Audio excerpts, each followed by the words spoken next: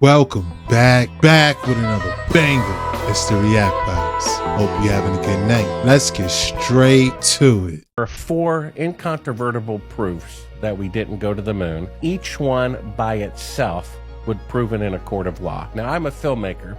A filmmaker's job is to make fake scenes look real. They claim that on the moon it's 20 times brighter than a desert on Earth at noon because there's no atmosphere. So the last thing you would need in a picture on the moon would be electrical lighting. This is a picture I took outside in sunlight. You can do this yourself, and you can see the shadows always run parallel. It's mathematically and scientifically impossible for shadows in sunlight to ever intersect. Impossible. This is a picture they claim was from the last, quote, mission to the moon, where an astronaut shadow is at 12 o'clock and a rock 5 feet away is intersecting at 9 o'clock at 90 degrees. That is an electrical light that is very, very close to those objects. That proves in a court of law that that picture on the right was taken with a very close electrical light, which means they're on Earth, which means they did not go to the moon. That's it. We just proved the moon landing was fake in one photograph.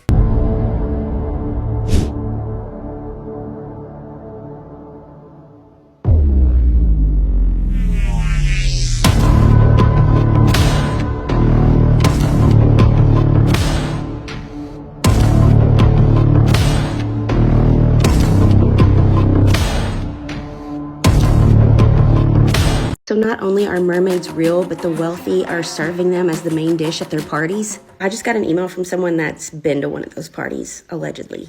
I'm still sick, so just deal with it. This entire email came about from the viral video that's going around right now about the guy that had just gotten out of prison and he was needing to make some money. So he joined up with like this fisherman crew to go out and catch exotic fish for a ton of money. He thought it was just going to be big, rare fish. Turns out, no, it was mermaids.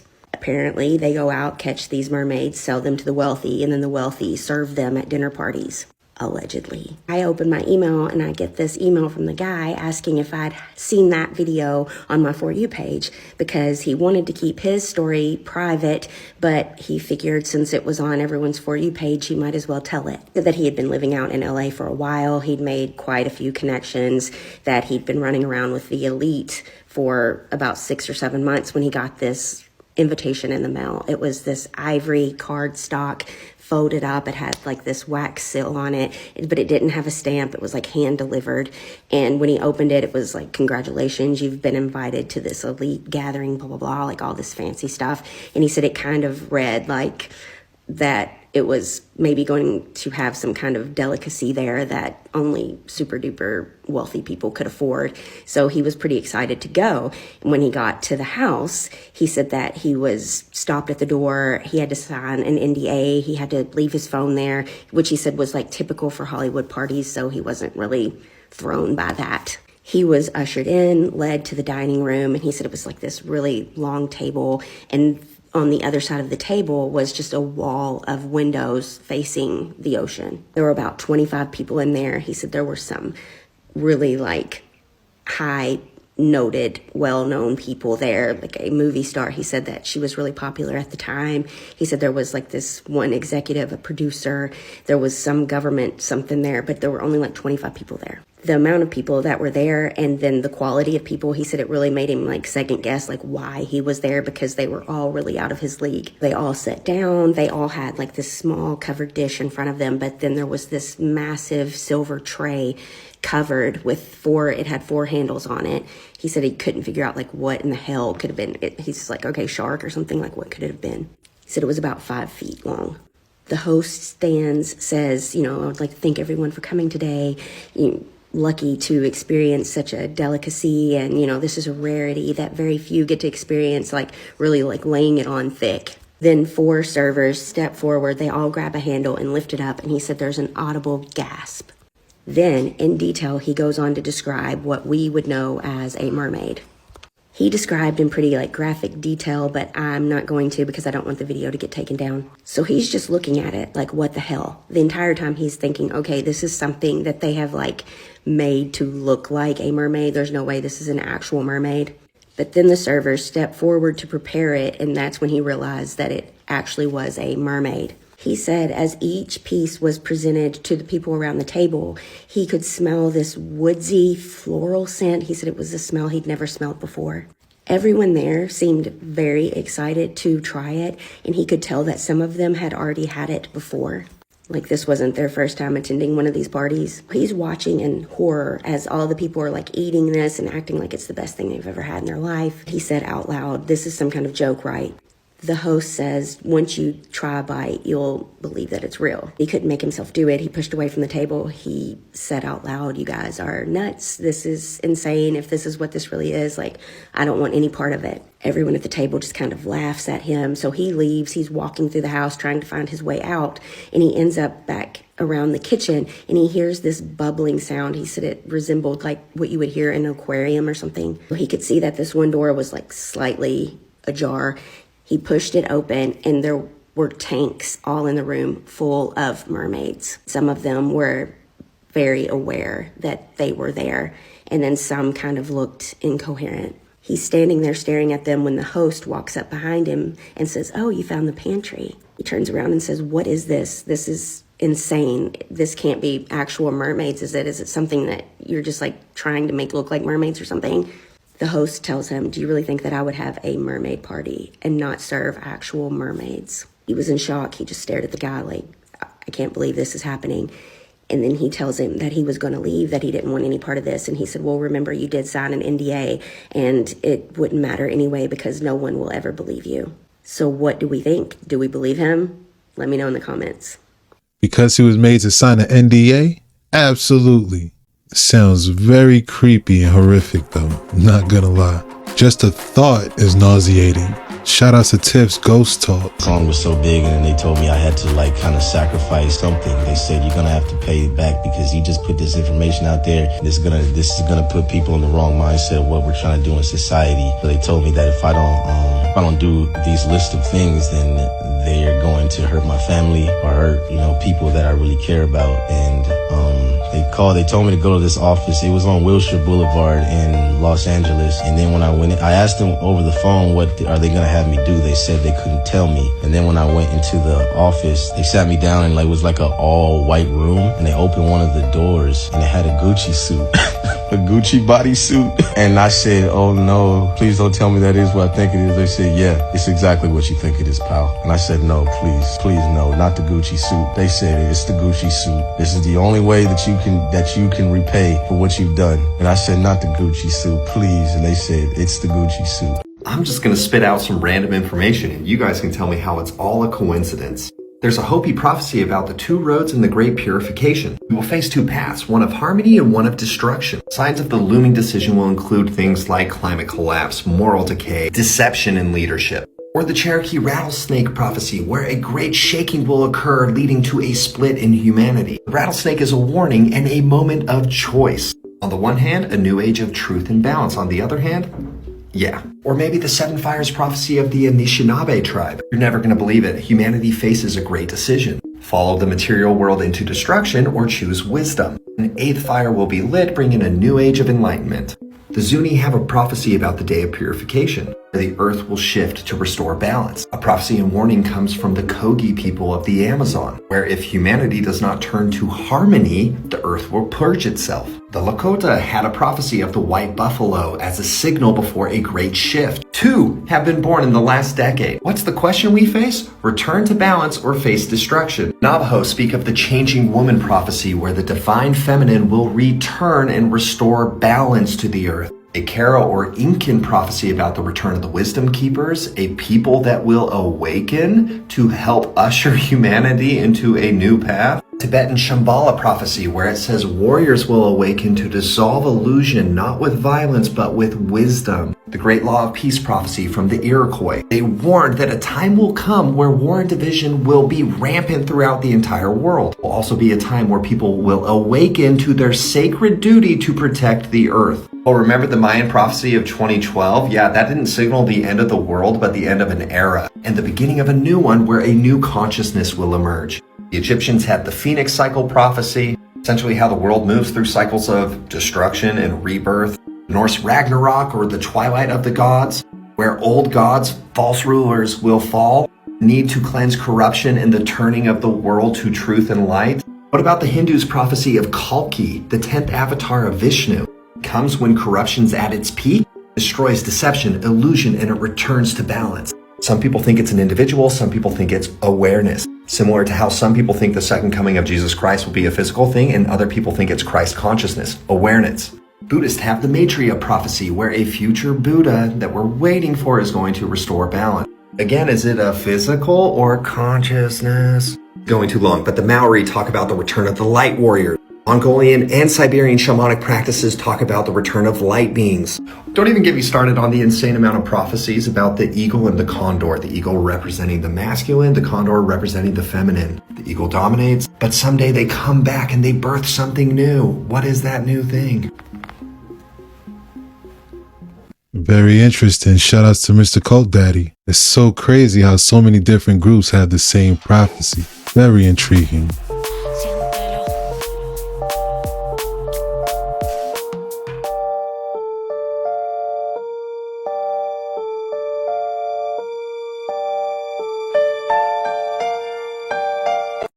You want to know who Mystery Babylon is? Fine, I will tell you. She is oppression, and she brings persecution, affliction, and death. In her cup is the blood of the saints and the prophets and of all the slain of the earth. Everybody's so concerned with where is she? Where is she, though? You see that beast she's riding right there? She's everywhere. She rules the 7 seas. Her name is Empire. Did you know? There are only 2 religions on this whole earth. She is the wrong one, and you can spot her everywhere. By her fruits, you will know her. She keeps her cup full of blood, fam. Violence, oppression, tyranny. But Mystery Babylon is a city, of course, that is spiritually named Sodom and Egypt. What does Sodom and Egypt have to do with each other? History repeats.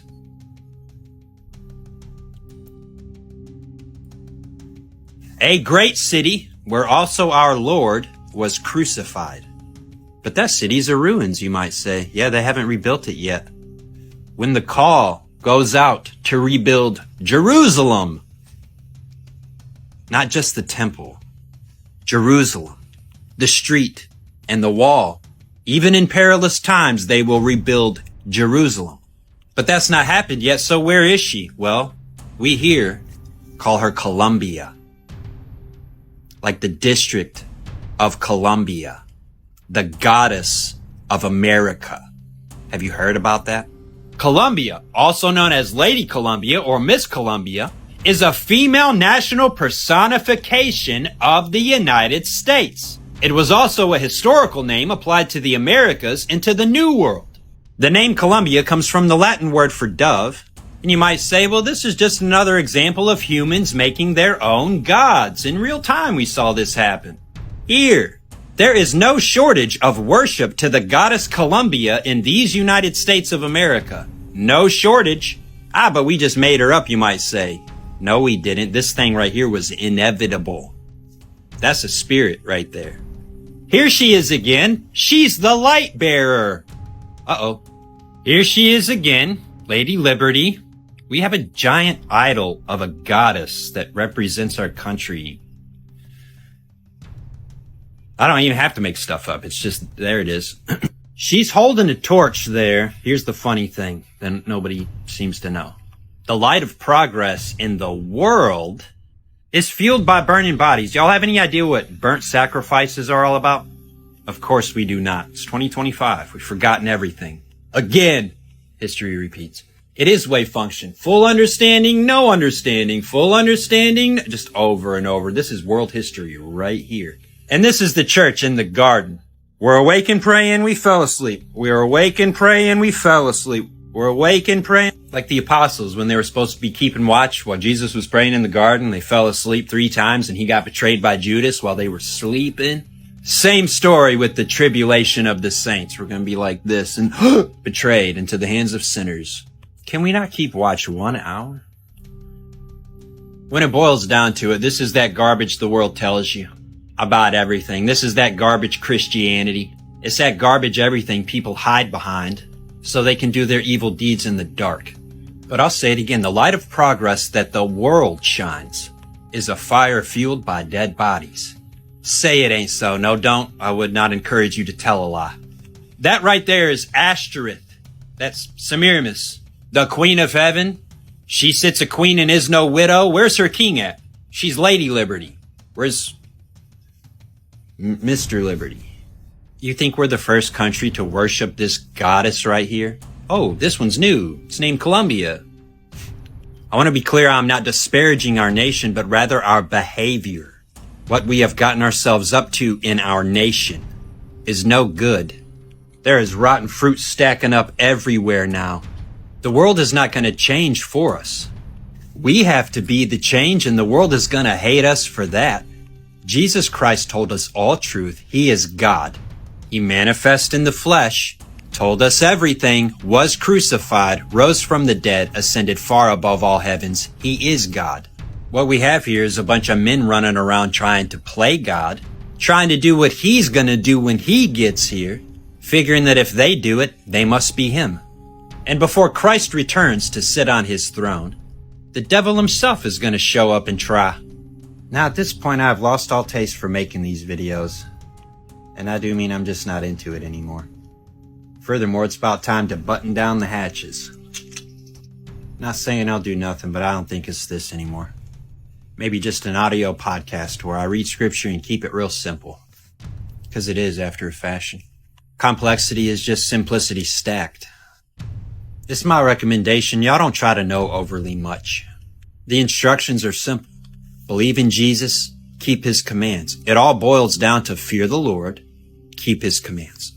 That's all there is to do here. Even with all this knowledge, there is nothing to do except to fear the Lord and keep his commands. That's it.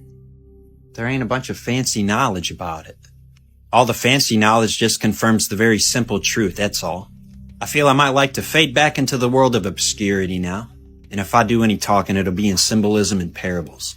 I'd like to find a way to feed the sheep and not my ego. But I've grown bored of this. He's grown bored of this. Shout out to Dead Hidden. Well, I wasn't expecting to see this video. I'm sure we'll see him again. I have to say, he's taught us a lot. Yeah, Lady Liberty's a rabbit hole in herself, for sure. I just now learned what kept the torch burning.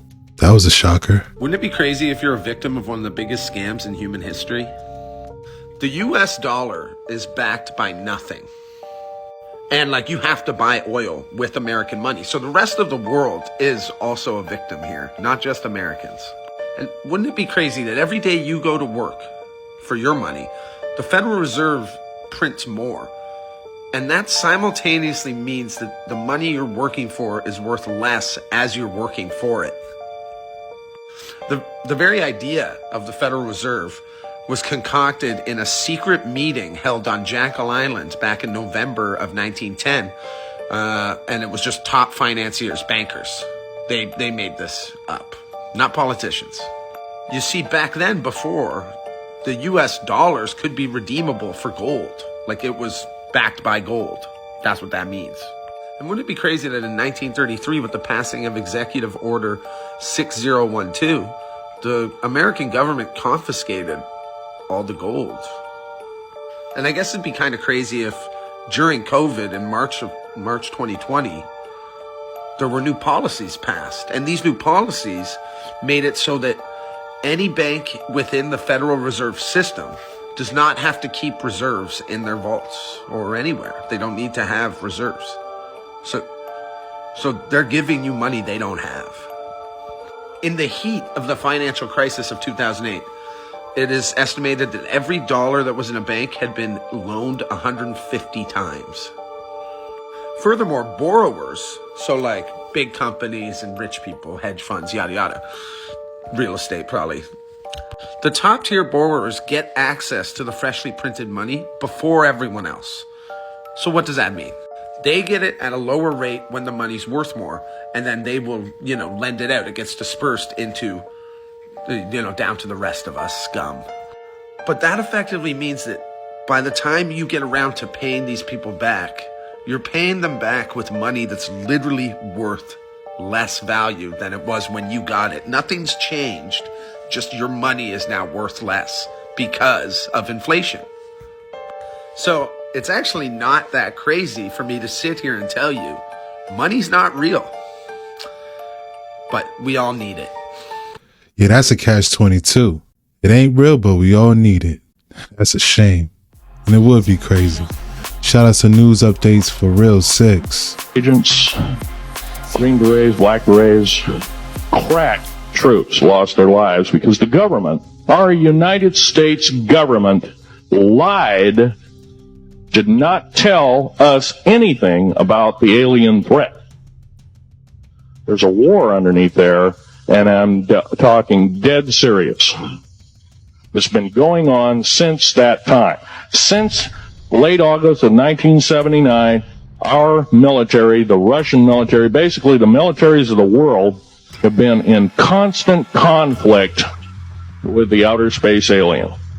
The small gray, the large gray, the reptilians, the whole thing. There are 11 distinct races of aliens. 2 are benevolent. 1 had to leave here in a hurry because their world is under attack, both on the surface as well as underground there, the Pleiadians. They're familiar, maybe some of you are familiar with that. Would some of you raise your hands have heard of Billy Meyer and some of the, very good, about half the group. Well, Billy Meyer is one of these lucky people that they figured, well, he's kind of a simple type, we'll show him everything. Well, these are the benevolent aliens, and they've been here helping us. In fact, I have a picture, let me reach for it here.